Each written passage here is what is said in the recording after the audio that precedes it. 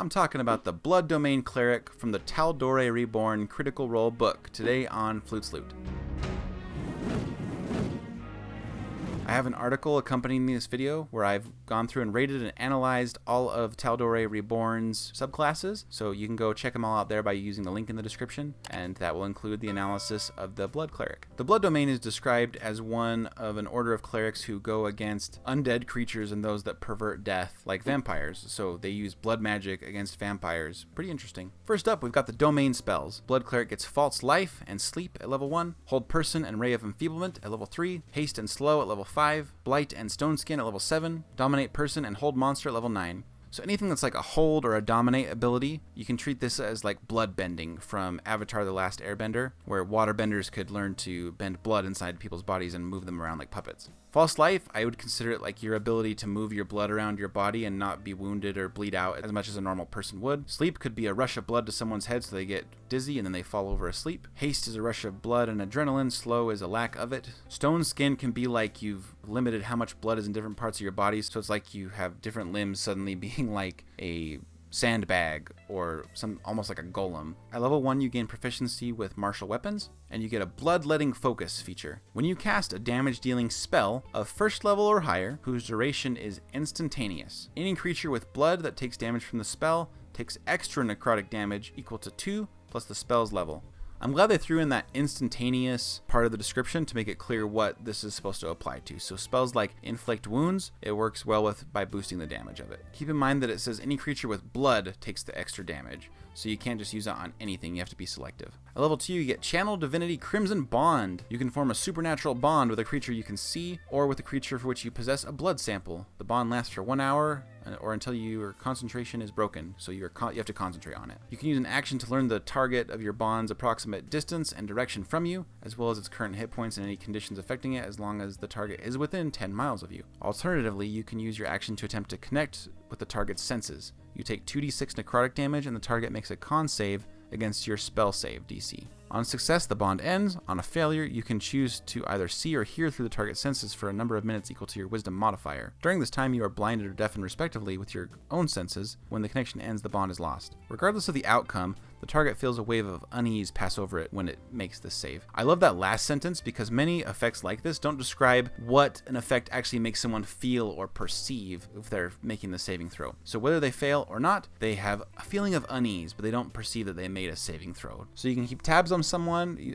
with your action during the 1 hour bond while you're concentrating, as long as they're within 10 miles, and you can choose to take some necrotic damage as you use some of your life force to enhance the bond. You can spy on someone through their own senses with this ability for several minutes, which, if you time it just right, could be game-changing in allowing you to gain info and perform reconnaissance. I won't pretend this is like ubiquitous and applies to every campaign, but I can think of some fun uses for this, so it's not trash, but it's not something that makes me want to play the subclass just yet. Let's see what they get at level 6. Channel Divinity Blood Puppet.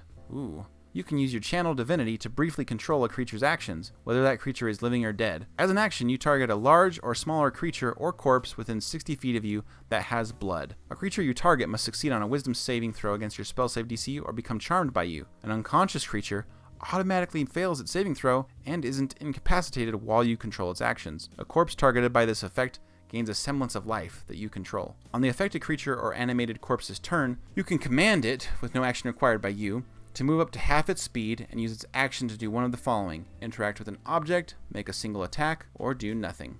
An animated corpse or an unconscious creature takes its turn immediately after yours, but can't move or take actions unless you command it to do so. Its statistics are the same as when it was alive or conscious. An animated creature makes a new saving throw at the end of each of its turns, ending the effect on itself on a success. For any target, your control lasts for 1 minute or until your concentration is broken, so you do have to concentrate on this. At level 17, you can use this feature to target a huge or smaller creature or corpse, whereas before it was limited to large or smaller creatures. So there's a lot to think about here. It's basically like an animate dead spell, but better. But it's also like you're getting a dominate person spell really early. It's not super early, it's like 3 levels early. I love that it automatically works if a creature is incapacitated. That's very interesting. Because there's a lot of things that can make a creature incapacitated, including if they're asleep. The ability to reanimate a corpse that keeps its statistics could be very useful. You could make a owlbear that you defeated turn into your undead owlbear thrall. I don't think this is a way to block resurrection because you don't make them an undead creature, you're just animating the corpse. We get a second feature at level 6 called Sanguine Recall. You can sacrifice a portion of your own vitality to recover expended spell slots as an action.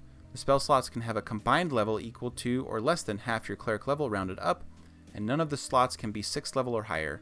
You take 1d8 necrotic damage for each spell slot level recovered, which can't be reduced in any way. You can't use this feature again until you finish a long rest. So take damage to regain spell slots, and you can do it once per long rest. So it's like a arcane recovery, but with a bigger downside sort of thing. At first I thought this might be kind of crazy broken, but then I remembered that it can only be done once per long rest. So you can't just like regain a spell slot to heal yourself, and then regain spell slots with damage, and then use another to heal yourself, and just keep chaining it like that. That would not work. Only once per long rest can you do it. At level 8, you get the classic Cleric damage boost. This one goes for your weapon attacks, but you can really switch it out the way 5e works these days of whether you want to do it to your cantrips or your weapon attack. Finally, at level 17, we get Vascular Corruption Aura. You can use your action to emit a deathly aura of necrotic energy that causes the veins of nearby foes to burst and bleed. For 1 minute, any hostile creature with blood that moves within 30 feet of you for the first time on a turn, or starts its turn there, takes 3d6 necrotic damage. If a hostile creature with blood regains hit points while in the aura, it regains only half as many hit points as expected. You can use this once per long rest. So it doesn't require concentration.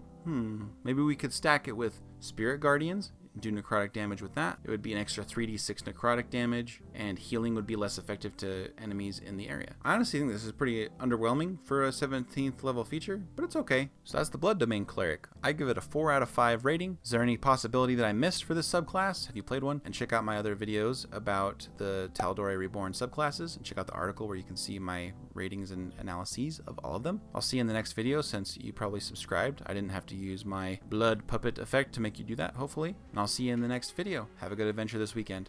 Bye.